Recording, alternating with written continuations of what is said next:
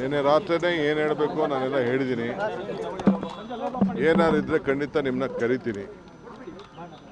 So ಅಂಥದ್ದೇನು ಹೊಸ್ತೇನಿಲ್ಲ. ಈಗ nano conference ಇದೆ, ಅದಕ್ಕೆ ಇನಾಗ್ರೇಟ್ ಮಾಡಬೇಕಾಗಿದೆ. ಕೆಲವು ಎಂಗೇಜ್ಮೆಂಟ್ಸ್ ಇದೆ, ಕೆಲವು ರಿವ್ಯೂಸ್ ಇದೆ. ಎಲ್ಲ ಮಂತ್ರಿಗಳಿಗೆ ನಾನು ಕೂಡಲೇ ನಾಳೆಯಿಂದನೇ ಎಲ್ಲ ಬರ ಪರಿಹಾರಕ್ಕೆ, ಬರ, ಅತಿವೃಷ್ಟಿ, ಅನಾವೃಷ್ಟಿ ಇವಕ್ಕೆಲ್ಲ ಭೇಟಿ ಮಾಡಬೇಕು ಅಂತ ಹೇಳಿದ್ದೀನಿ. ಟೈಮ್ ವೇಸ್ಟ್ ಮಾಡಿಬಿಡಿ ಅಂತ. ಸೊ ನಾಳೆಯಿಂದನೇ ಎಲ್ಲ ಜಿಲ್ಲೆಗಳಿಗೆ ಹೋಗಬೇಕು ಅಂತ, ಎಲ್ಲ ಆಫೀಸರ್ಸ್ಗೂ ಎಲ್ಲ ಸೈಟ್ ವಿಸಿಟ್ಗೆ ಏರ್ಪಾಡು ಮಾಡಬೇಕು ಅಂತ ಇನ್ಸ್ಟ್ರಕ್ಷನ್ ಕೊಟ್ಟಿದ್ದೀನಿ. ಸೊ ಆ ಕೆಲಸದಲ್ಲಿ ಎಲ್ಲರೂ ಕೂಡ ತೊಡಗ್ತಾರೆ, ಎಲ್ಲ ಜಿಲ್ಲೆಗೆ ಹೋಗಬೇಕು.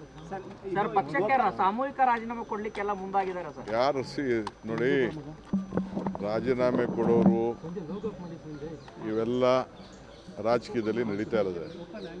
ರಾಜೀನಾಮೆ ಕೊಡೋರ ಬಗ್ಗೆ ಯಾರು ತಡೆಯೋಕ್ಕಾಗಲ್ಲ. ಪಾರ್ಟಿ ಬೇಕು, ಅವ್ರಿಗೂ ಭವಿಷ್ಯ ಬೇಕು ಅಂತಂದರೆ ಪಕ್ಷ ಇದ್ದರೆ ಇದು. ನನಗೆ ರಾಜೀನಾಮೆ ಕೊಡ್ಬೋದಾಯ್ತಲ್ಲ. ನಾನು ಧರ್ಮಸಿಂಗ್ ಕಾಲದಲ್ಲಿ, ಬೇರೆ ಬೇರೆ ಕಾಲ, ಸಿದ್ದರಾಮಯ್ಯವ್ರ ಕಾಲದಲ್ಲಿ ಎಲ್ಲ ನನ್ನ ಮಂತ್ರಿಗೆ ತಪ್ಪಿಸ್ತಾರಾದಾಗ ನಾನು ಪರಮೇಶ್ವರ್ ಇಬ್ಬರು ತಾಳ್ಮೆಯಿಂದ ಇರಲಿಲ್ವಾ?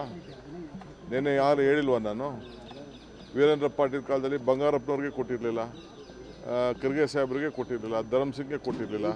ಅವರೆಲ್ಲ ಚೀಫ್ ಮಿನಿಸ್ಟರ್ಗಳಾಗಲಿಲ್ವಾ? ಇವೆಲ್ಲ ಪೇಷನ್ಸಿಂದ ಈ ಸಂದರ್ಭದಲ್ಲಿ ಇರಬೇಕಾಗ್ತದೆ. Party is very much important. ಯಾರು ರೆಸಿಗ್ನೇಷನ್ ಕೊಟ್ಟರೆ within few minutes I am going to accept. ನಾನು ಈಗಾಗಲೇ ಎಲ್ಲ ನಮ್ಮ ಬೋರ್ಡು, ಕಾರ್ಪೊರೇಷನ್ನು ರಿವ್ಯಾಂಪ್ ಮಾಡ್ತಾಯಿದ್ದೀನಿ. ಎಲ್ಲ ನಮ್ಮ ಆಗಲೇ ಟೈಮ್ ಆಯಿತು.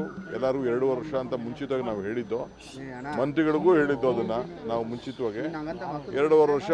ಈಗ ಎಲ್ಲರೂ ಕೂಡ ನಾನು ರೆಸಿಗ್ನೇಷನ್ ಸಬ್ಮಿಟ್ ಮಾಡಿ ಅಂತ ಅಂದ್ಬಿಟ್ಟು ಬೋರ್ಡು, ಕಾರ್ಪೊರೇಷನ್ಗೆ ಫಸ್ಟು ನಮ್ಮ ವರ್ಕರ್ಸ್ಗೆ ಹೇಳ್ತೀನಿ. ವರ್ಕರ್ಸ್ ಎಲ್ಲ ಫಸ್ಟು ಫಿಲಪ್ ಮಾಡ್ತೀನಿ. ಆಮೇಲೆ MLAsನ ಕರೆದು ಒಬ್ಬೊಬ್ಬರನ್ನೇ ಮಾತಾಡ್ತೀನಿ.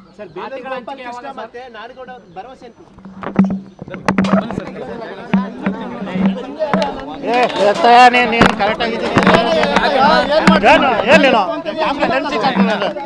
ನೀನೇನು ಹೇಳೋದು ನನಗೆ? ನೀನು ಒಪ್ಪಂದ ನೀನು ಯಾಕೆ ಬರ್ತೀಯ? ನೀನು ಮಾತಾಡಿದೆ ನೀನು